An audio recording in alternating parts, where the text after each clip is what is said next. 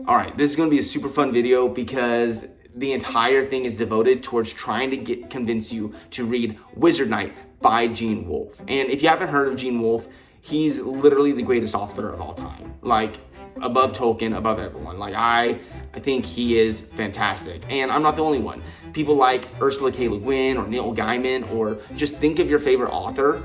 They were probably influenced or inspired or think Gene Wolfe is one of the greatest authors of all time. But we're getting ahead of ourselves. Let me begin by telling you what WizardKnight is about. Let me give a short summary.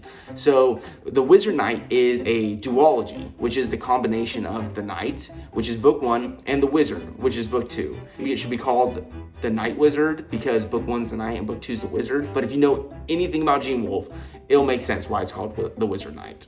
The Knight, book 1, is a portal fantasy where a teenage boy is transported to a magical world where he's transfigured, at least physically, into a knight of legend. He then goes on a quest for a sword promised to him, all while learning what it truly means to be a knight. And I previously described this as like a dunk and egg from A Song of Ice and Fire, but kind of meets the Fae from Kingkiller Chronicles, which I stand by for like an atmospheric setting type, but it's not anything like each other. The atmosphere is similar, but the plot and the writing is not.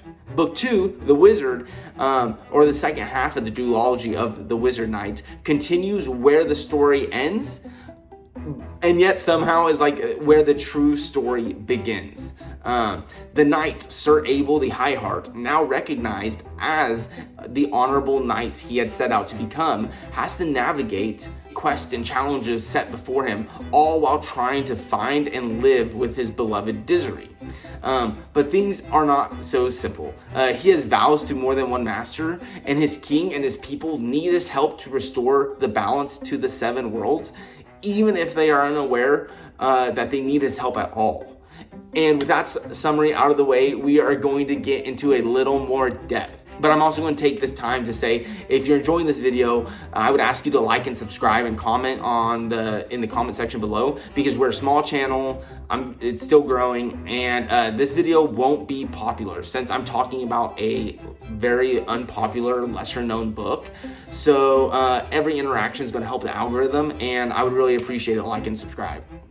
But back to the book. So when I was reading the WizardKnight originally, I only read the Knight, and after finishing it, I kind of saw it as a 1-layer story, 2 layers at most, which is far from the typical onion of a story that Gene Wolfe writes. Gene Wolfe, as an author, writes layers and layers and layers of his story. It's like Shrek, like ogres have layers, like he's the onion.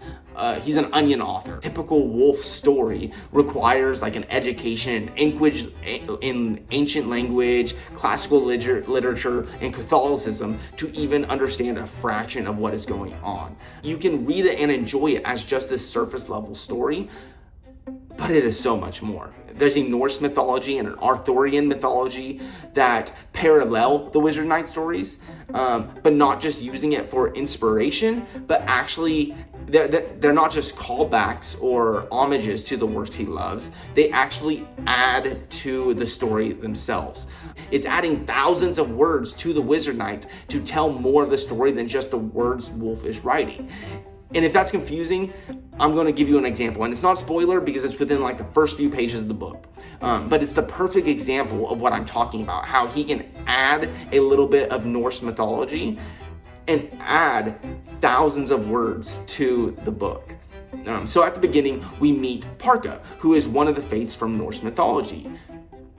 She gives Sir Abel, our main character, a bowstring. And if you're familiar with the Fates, you will understand that the threads they have, the strings that they cut, are the lives of people. So when she cuts Abel's string and hands him the string for his bow, she is handing him his life from beginning to end. She is putting his life into his own hands. When he gets it, he can see images and voices in the string. He can hear things coming out of it. And as the story continues, more and more depth is added just by knowing this little bit of mythology. This little bit of mythology adds so much depth to not only that first part of the story, but the story in its entirety as we go on. And like I said, this is literally the most basic, simple example I can think of, even with what little knowledge I have, which is almost close to none. So if you know Greek mythology, like if you know Arthurian legend and Norse mythology, you will get way more out of this book than even I did. And like I said, this has become my favorite book of all time. But it doesn't end there either. Like I said, this is a portal fantasy. The relationship between Abel and his mother and brother that is playing out behind the scenes is like this beautiful, horrible, emotional story. And it's never like directly stated. It's all put in the background. And it made me want to it made me so happy, but it also made me want to cry. It made me want to mourn. And that's before people way smarter than me started to explain things that I missed. So I don't know what happened with this next part of the video, but the sound was like way off. And it's an important part of the review. So I'm going to try to succinctly summarize my thoughts here. And the big idea I want to get across is that the layers to this story are not always knowledge-based. Like, you don't always have to know about Parka and the Fates to get a layer. The layers are also philosophical. They're created when you read the story from different perspectives. And since Wolfe, very similarly to Tolkien, was a Catholic, I think it's fair to view the story from a Catholic perspective. The story can be seen as the story of a child dying before baptism, before he has the opportunity to accept Christ into his life. So through that perspective, Abel is put into purgatory, a place where the soul can grow into the likeness of Christ. And this portal, in this portal fantasy, is essentially death. Death is the portal, and his quest to become an honorable knight is the pursuit of Christ-likeness in a world devoid of Christianity.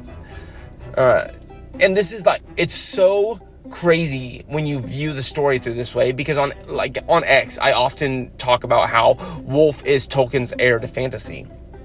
And it's not only for the reason that he views everything from a Catholic perspective, like I said at the beginning of this video, but you can also see that he has mastered the art of applicability better than anyone I've ever read. And I'm actually including Tolkien in that analysis. There is no allegory here. It's not directly stated. And to my knowledge, Wolfe has never said that this theory is true. He writes the story and lets the reader get from it what he does. As a Christian, I kind of see this book, this story, as this beautiful but heartbreaking emotional journey when I view it through this lens. But Gene Wolfe could be looking down on me from heaven right now thinking the curtains are blue because they ran out of red. I don't know. Thinking hey, why are you reading into things that aren't there? But I do think that there is this perspective to it. And the last thing I want to bring up is that I didn't come up with all this on myself. I used the words from Alan Kern and Mark Aramina here, sometimes close to exact, and other times just paraphrasing ideas. And I don't know who Alan Kern is. I just saw him make this post on X and thought he articulated this perspective of the WizardKnight perfectly. And then Mark Aramina is a Wolfe scholar who I discovered while just trying to find any content on the WizardKnight, because it's there's zero content on the WizardKnight out there. And Mark Aramina has this channel where he goes through WizardKnight chapter by chapter, and it's an amazing interpretation of the book, and you could just tell that his understanding of Wolfe is genius.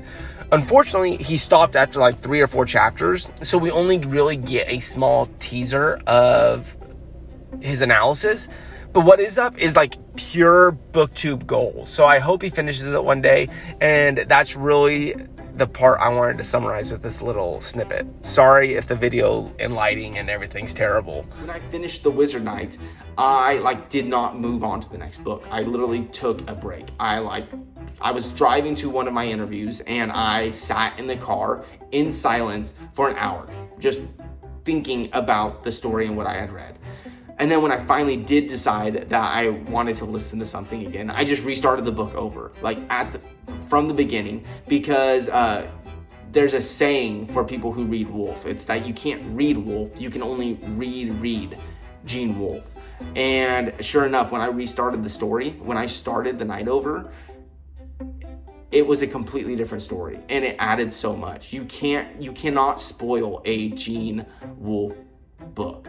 So if you are not into like that like books with a huge amount of depth with them, or books that require like all this background knowledge in order to truly understand, I would still say the story is for you. Because like I said, back when I thought this book was just a surface level hero's journey story, I thought this book was amazing. And I think part of it is that this is a specific genre of fantasy that I've recently come across. And I know a lot of people probably already know about this, but I was not aware of it.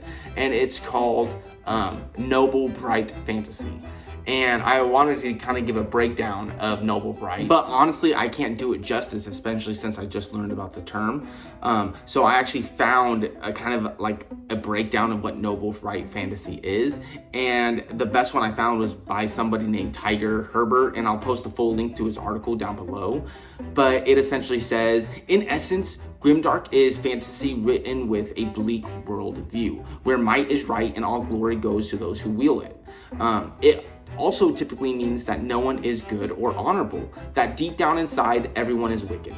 These stories rarely have a good ending, and hope is non-existent. British novelist Adam Roberts even described the genre as an anti-Tolkien approach to writing fantasy. Noblebright is written from a worldview that believes quite the opposite. It believes that our choices and actions do matter, and that they can change the world for the better. It is based on the belief that anyone can make a difference and that good is worth fighting for. This Gandalf quote from Lord of the Rings echoes this sentiment. Some believe it is only great power that can hold evil in check, but that is not what I have found. It is the small everyday deeds of ordinary folk that keep the darkness at bay. Small acts of kindness and love. And this subgenre of this Noblebright fantasy is exactly what Gene Wolfe delivers with the WizardKnight. In fact, there's an essay titled The Best Introduction to the Mountains, written by Gene Wolfe, that I might cover eventually one day on this channel. I don't know, we'll see. But the essay discusses the impact of Tolkien and Lord of the Rings on Gene Wolfe, and how when he was writing the WizardKnight, it was with the attempt to create the tone of what Tolkien did with Lord of the Rings, with Middle Earth. And essentially what that tone is Noblebright fantasy. I literally think about Parka handing Sir Abel the string of his life and putting his own life in his hands. And it's just beautiful. Like, that's the essence of Noblebright fantasy. So I think I think people are craving Noblebright fantasy right now. I think they're looking for something other than grimdark, and I think right now they're kind of toying in this, like, I don't know, cozy fantasy, romantasy type stuff, but I don't think that's what people are really looking for. I think that's what publishers are publishing because they know people are searching for something different, but they haven't quite figured out what it is. And I think it's Noblebright fantasy. I think Noblebright fantasy is going to become so popular, and when it does, the WizardKnight is going to absolutely blow up, because on my opinion, the surface level story can be just as digestible as Tolkien's Middle Earth, but it's so much deeper. So in conclusion, I think everyone should give WizardKnight a read.